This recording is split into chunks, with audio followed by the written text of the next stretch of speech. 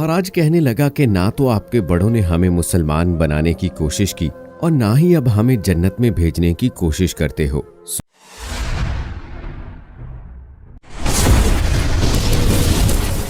अस्सलाम वालेकुम रहमतुल्लाहि व बरकातुहू।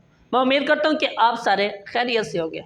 आज जो हमने वीडियो देखनी है उस वीडियो के थंबनेल पर लिखा हुआ है, भारत में मरते वक्त हिंदू ने कलमा पढ़ा तो क्या मौज़ा हुआ और पूरा गांव मुसलमान हो गया। तो ये बगैर टाइम से कि बगैर इस वीडियो को शुरू करते हैं, ये सब कुछ कैसे हुआ मुकम्मल मालूमात लेते हैं।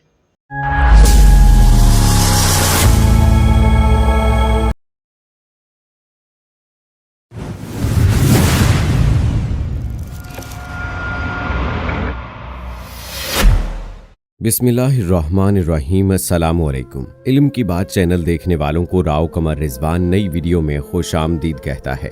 वो एक मदरसे के पास एक अमीर हिंदू घराने में पैदा हुआ और हिंदुओं के उस ग्रोह से ताल्लुक रखता था जो सूरज की पूजा करते हैं। बचपन गुजरा तो जवानी शुरू हुई। बचपन की तरह उसकी जवानी भी निराली थी। वो एक हमदर्द नौजवान था, हर वक्त हर दम किसी की मदद को तैयार रहता। मजहबी तासुब से बालातर मोहल्ले की हर औरत को मासी कहता, उनके काम करता। जवानी से उसका ये मामूल था कि वो सुबह सवेरे सूरज तुलू होने से पहले मदरसे के कुएं पर आता, पानी निकाल कर नहाता और फिर अपनी पीठ सूरज की तरफ करके अपने साए की गर्दन पर नजर जमाकर घंटों खड़ा रहता और सूरज की पूजा किया करता था। न कभी उसने मदरसे के मौलाना से राब्ते बढ़ाने की कोशिश की और न उन्होंने कभी उसको कुएं पर नहाने और न ही मदरसे के कोने में इबादत करने से रोका। वक्त गुजरता गया और मौलाना साहब बूढ़े हो गए। जब नज्मो नस्क उनके बेटे के हाथ आया, उधर सूर्या महाराज भी, जो कि हिंदू था, जिनके बारे में आज हम बात कर रहे हैं, वो भी उम्र के आखिरी दौर में दाखिल हो चुके थे। लेकिन मामूलात में कोई तब्दीली नहीं थी, ना कोई नागा था। फिर यूं हुआ, एक दिन के आसमान पर बादल बने हुए थे और सूर्या महाराज नहाकर सूरज का इंतजार कर रहे थे, लेकिन बादल सूरज को दबोचे बैठे थे। पता नहीं तकदीर को सूर्या महाराज पर तरस आया या खुद उनका मूड मुसलमान मौलवी को छेड़ने का बन गया। वो मौलाना साहब के पास जाकर खड़े हो गए। वो उस वक्त कीकर के दरख्त से मिसवाक बना रहे थे। महाराज कहने लगा कि ना तो आपके बड़ों ने हमें मुसलमान बनाने की कोशिश की और ना ही अब हमें जन्नत में भेजने की कोशिश करते हो। सूर्या ने मजाक के अंदाज में मौलाना को छेड़ दिया। मौलाना ने सूर्या को पलट कर देखा और उनका हाथ पकड़े पकड़े अपने दफ्तर में ले आए। मौलाना साहब फरमाने लगे कि आज फरमाइए हमारे नसीब कैसे जागे, आज आपने हमें वक्त कैसे दे दिया, आप तो किसी को लिफ्ट नहीं करवाते। महाराज ने कहा कि देखो भाई, तुम मेरे बच्चों की जगह हो, मुझे चकमा देने की कोशिश मत करो। सवाल पहले मैंने किया है, जवाब भी मेरा हक बनता है। आखिर तुम सारी दुनिया को मुसलमान बनाने के लिए बिस्तर उठाए फिरते हो। भाई, मैं भी आपके पड़ोस में उम्र पूरी करके चला हूँ। मुझे किसी ने एक बार झूठे मुंह भी नहीं पूछा कि मियाँ तुम भी मुसलमान बनना चाहते हो या नहीं। मियाँ जी, सुना है कि इस्लाम में पड़ोसियों के बड़े हकूक होते हैं, चलो हमें पड़ोसी का हक ही दे देते। सूर्या जी की बात ने मौलाना को संजीदा कर दिया। वो बड़े नरम लहजे से बोले, सूर्या जी, मेरे वालिद की जान निकलने से पहले वसीयत आपके लिए थी। वो फरमाते थे, ये सूर्या जन्नती आदमी है, इसमें सारी आदतें अल्लाह की पसंदीदा हैं, बस थोड़ा कागजी काम बाकी है। ये अंदर से मुसलमान है, अल्लाह की रहमत इस पर टूट पड़ने को तैयार है। बस तुम उस लम्हे के लिए तैयार रहना जब सूर्या जी में अल्लाह की मोहब्बत जागेगी, उस वक्त उसे संभालना तुम्हारी जिम्मेदारी होगी। मौलाना की बात सुनकर सूर्या जी हक्का बक्का रह गए। अच्छा भाई, मौलाना मरहूम तो बड़ी पहुंची हुई हस्ती थे, हमें खबर भी नहीं लगने दी और हमें पढ़ते भी रहे।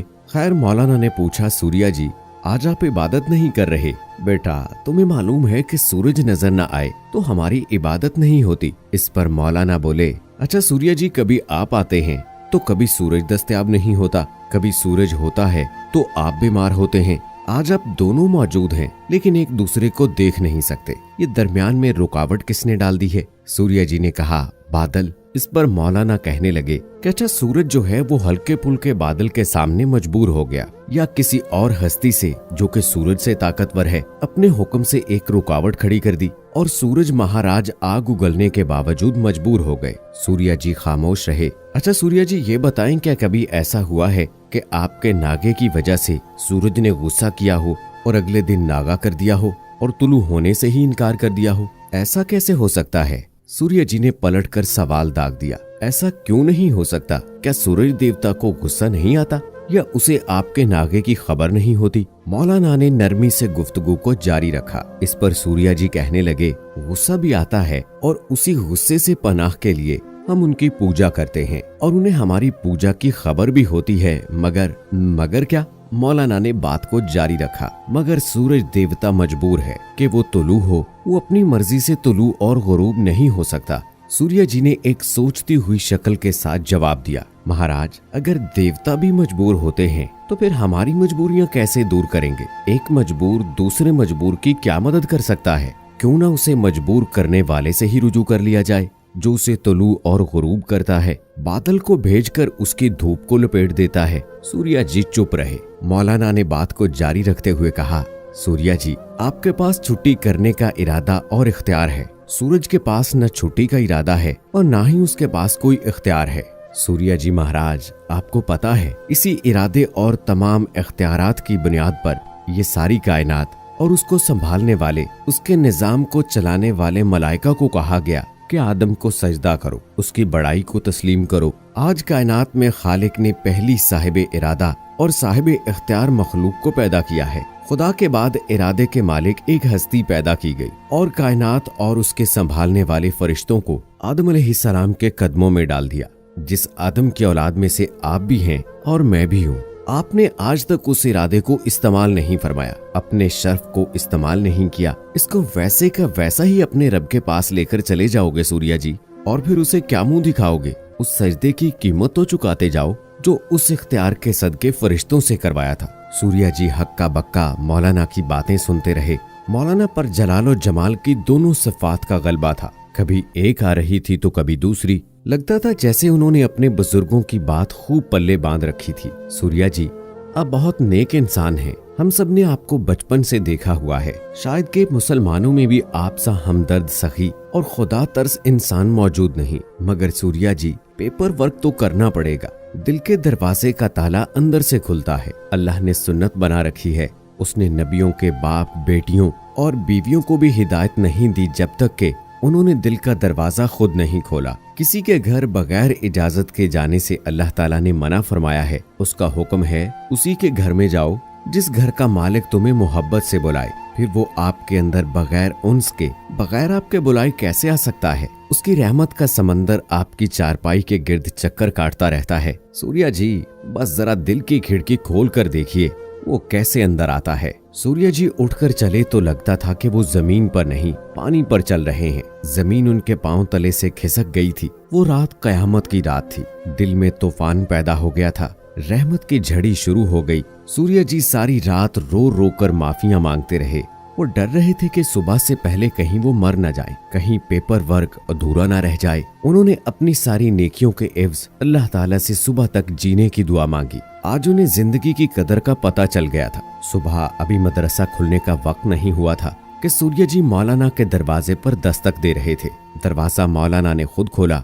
लगता था जैसे वो इसी बात की तवक्को रखते थे। सूर्या जी की कैफियत से लगता था कि जैसे उनका पूरा वजूद बोल रहा हो मगर जुबान खामोश हो। मौलाना साहब ने उनका हाथ पकड़ा और अपनी बैठक में ले गए। सूर्या जी को चारपाई पर बिठाकर वो उनके कदमों में बैठ गए और फरमाने लगे, सूर्या जी महाराज, आप कुछ मत बोलिए, जुबान को बंद रहने दीजिए। आज अल्लाह खुद आपके वजूद को पढ़ रहा है। वो आपकी दावत कबूल करके आपके दिल में आ चुका है। सूर्या जी, मैं उसी के एहतराम में आपके कदमों में बैठा हूँ। जारों के तार रोते सूर्या जी को उन्होंने खूब रोने दिया। वो जानते थे कि नया मुसलमान होने वाला शख्स नए पैदा होने वाले बच्चे की तरह रोता है और ये सेहत की अलामत है और जान की अलामत है। फिर अपने साथ नाश्ता करवाया और मदरसे के तमाम तलबा के सामने इस्लाम कबूल करवाया गया।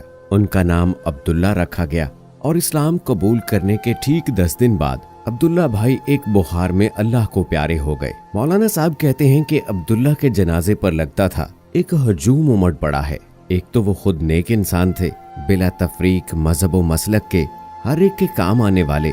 ऊपर से इकराम जो मुसलमानों ने किया, उसने हिंदुओं के दिलों में मुसलमानों की मोहब्बत का तूफान भर दिया। लोग उनकी चारपाई को कंधा देने टूट पड़े। जनाजा शुरू हुआ तो ऐलान हुआ कि जनाजे में ताखीर की जाए। कई हिंदू भी मुसलमान होकर जनाजे में शिरकत करना चाहते हैं। शेखुल जमा ने वहीं कहा कि जो लोग मुसलमान होना चाहते हैं वो सफों में खड़े होकर ही कलमा पढ़ लें, बाकी काम बाद में रहेंगे। बहुत सारे लोगों ने जब कलमा शहादत का विर्द शुरू किया तो जिनकी नीयत शायद मुसलमान होने की ना भी थी, वो भी जज्बात में बहते हुए कलमा शहादत पढ़ने लगे। सैकड़ों लोग मुसलमान हो गए। इसके अलावा उनके हिंदू रिश्तेदारों को भी जनाजे में खड़ा होने से मना नहीं किया गया। तो दोस्तों, ये था एक खूबसूरत वाकया एक हिंदू का, जो कि अपनी आखिरी उम्र के हिस्से में मुसलमान हो गए थे। उम्मीद है कि दोस्तों हमारी ये आज की वीडियो आपको पसंद आई होगी। इस वीडियो को लाइक करें, शेयर करें अपने दोस्तों के साथ और कमेंट बॉक्स में अपनी राय का इजहार जरूर कीजिएगा। मुझे अगली वीडियो तक इजाजत दीजिए।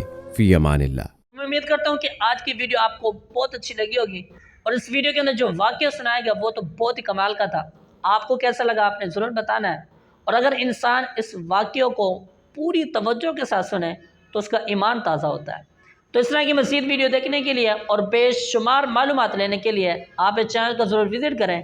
तो अगली वीडियो में मिलते हैं, तब तक के लिए अल्लाह हाफिज़।